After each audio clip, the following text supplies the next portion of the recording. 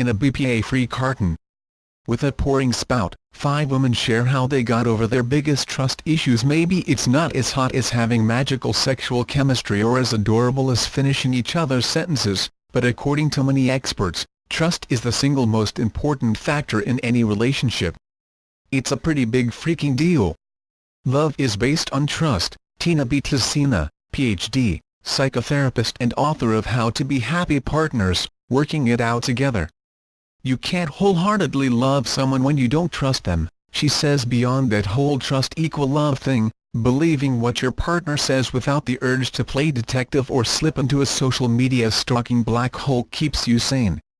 And while knowing you should trust someone and actually doing it are two different things, these women admit that they struggled with the latter. Find out how they overcame their inner skeptic and learned to trust again. I blocked him on social media. I spent hours looking at my boyfriend's Instagram photos and clicking on all the girls' profiles who liked or commented on his pictures.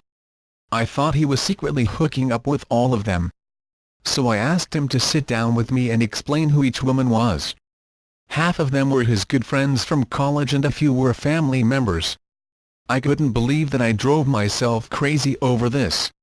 So, I blocked his social media profiles to combat my weird trust issues. It's helped so much and our relationship has never been stronger. MN, 27. I went to therapy. My dad cheated on my mom when I was a kid, and I inherited a lot of relationship issues because of that. It was hard for me to fully trust guys I dated.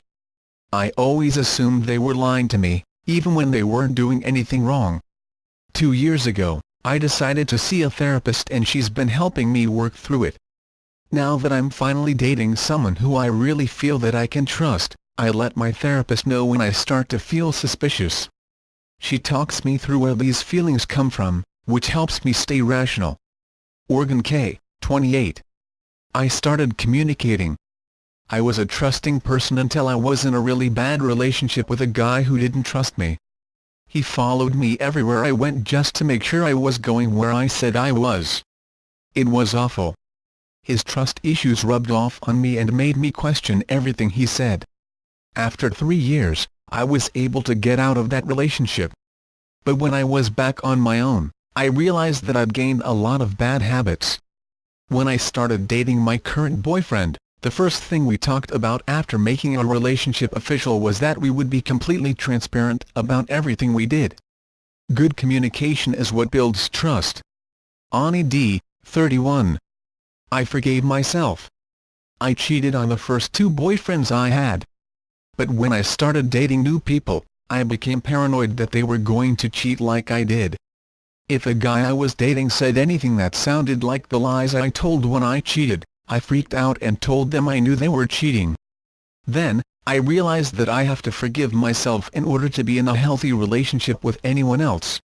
Now, when I get into a new relationship, I tell myself that this is a blank slate.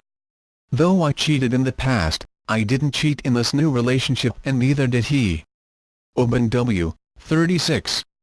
I asked my partner to be patient. I had a good friend steal money from me when I was in college.